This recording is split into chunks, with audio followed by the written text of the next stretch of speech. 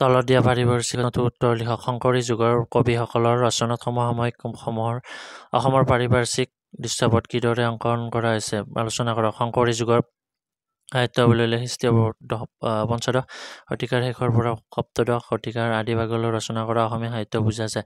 এই যুগটো মহাপুৰুষ শংকৰদেৱে প্ৰবলভাৱে প্ৰভাৱিত তথা নেতৃত্ব প্ৰদান কৰিছিল বাবে এই যুগটো শংকৰী যুগ আখ্যান দিয়া হয়। শংকৰী যুগৰ কবিসকলক বুলিলে আমি মহাপুৰুষ শ্ৰীমন্ত শংকৰদেৱৰ বংশৰ মাধৱদেৱ অন্তকণ্ডলী ৰাম সৰস্বতী সাৰ্বভৌম ভট্টাচাৰ্য শ্ৰীধৰ কণ্ডলী ৰত্নাকৰ মিশ্ৰ নাৰায়ণ দাস ঠাকুৰতা চান্দিয়াই দামোদৰদেৱ হৰিদেৱ আদিকে মুখ্যতঃ জনা যায়। এইসকল বিশিষ্ট কবিৰ ৰচনাত আমি সমসাময়িক অসমত পাৰিপাৰ্শ্বিক দৃশ্যৰ ছবি দেখা পাওঁ। এক কথাতে তেখেতসকলৰ ৰচনাত সেই সময়ৰ অসমৰ পাৰিপাৰ্শ্বিক দৃশ্যপট সুন্দৰকৈ ফুটি উঠিছে।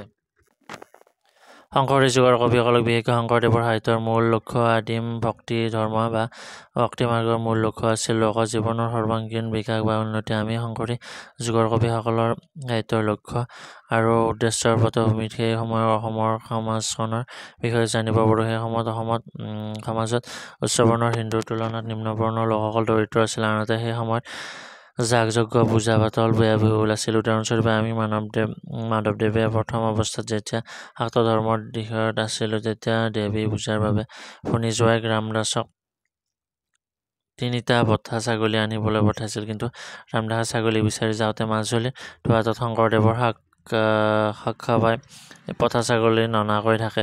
এই কথাত মাধৱদেৱৰ খং উঠি শংকৰদেৱৰ সৈতে যুক্তি তৰ্কত লিপ্ত হয়। শংকৰদেৱে নিবৃত্ত মাৰ্গেৰে ভক্তিৰ শ্ৰেষ্ঠতা বুজাই দিয়াত তেওঁ শংকৰদেৱৰ ওচৰত শৰণ লয় আৰু একান্ত বৈষ্ণৱ ভক্ত হৈ পৰে। ইয়াৰ পৰা বুজা যায় যে সেই সময়ত অসমৰ সমাজখনত বলি বিধান ব্যৱস্থাৰ প্ৰচলন আছিল আৰু ধৰ্মকেন্দ্ৰিক বেজালি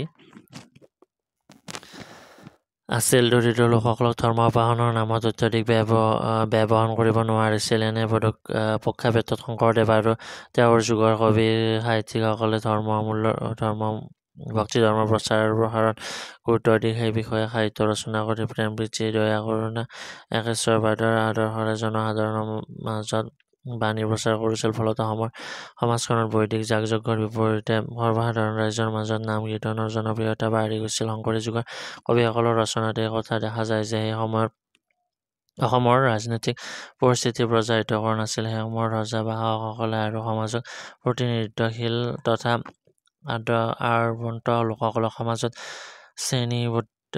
নিম্ন শ্ৰেণী আৰু নিম্ন বৰ্গৰ লোকসকলৰ পদদলিত কৰি ৰাখিছিল।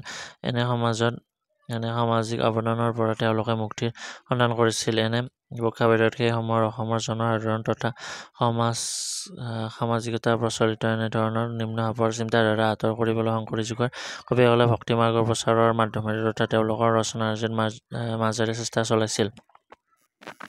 শংকৰী যুগৰ কবিসকলৰ ৰচনাত এই পৰিস্ফুট হয় যে সেই সময়ত অসমীয়া সমাজখন একতাৰ বান্ধেৰে বান্ধ খাই থকা নাছিল। সেয়ে এই যুগৰ কবিসকলে বিশেষকৈ শংকৰদেৱে অসমৰ ইমূৰৰ পৰা সিমূৰলৈ পৰিভ্ৰমণ কৰি জাতি উপজাতি বিভিন্ন ধৰ্মৰ সৈতে একতাৰ ডোলেৰে বান্ধিবলৈ চেষ্টা কৰিছিল। সমাজ লোকৰ বহু দেৱতাৰ ঠাইত একদেৱতা বহু উপাসনাৰ ঠাইত এই উপাসনাৰ প্ৰৱৰ্তন কৰি মানুহক ভাগ্যমুখী কৰি তোলে। সকলো ধৰ্ম বৰ্ণ শ্ৰেণীৰ লোকে বুজিব পৰাকৈ শংকৰী যুগৰ কবিসকলক নিজৰ সাহিত্যৰাজি ৰচনা কৰি সেই সময়ৰ উচ্চস্থল সমাজখনৰ একতা আৰু সংহতি অনাৰ ক্ষেত্ৰত চেষ্টা কৰিছিল। উপৰোক্ত ধৰণে আলোচনা কৰিলে আমি দেখা পাওঁ যে শংকৰী যুগৰ কবিসকলৰ ৰচনাত সমসাময়িক অসমৰ পাৰিপাৰ্শ্বিক দৃশ্যপট খুব সুন্দৰকৈ অংকিত হৈছে। সেই সময়ৰ একনায়িকবিহীন শ্ৰেণী বৈষম্য শাসকৰ অত্যাচাৰিতা অংকিত হোৱাৰ লগতে সমাজৰ মাজত প্ৰচলিত কিছু অংশ ধৰ্মীয় বিশ্বাসে অসমীয়া সমাজখনক মানৱান কৰি পেলোৱাৰ উপক্ৰম হৈছিল। সেই শংকৰদেৱকে ধৰি তেওঁৰ যুগৰ কবিসকলে তেওঁলোকৰ ৰচনাৰাজিৰ লগতে হাতে কামে লাগি অসমখনক একতাৰ বান্ধেৰে বান্ধিবলৈ যত্ন কৰি সফল কাম হৈছিল। এইটো প্ৰশ্নৰ উত্তৰ। Thank you. বাকী প্ৰশ্নবোৰো নেক্সট পেজত আহিছে। Thank U.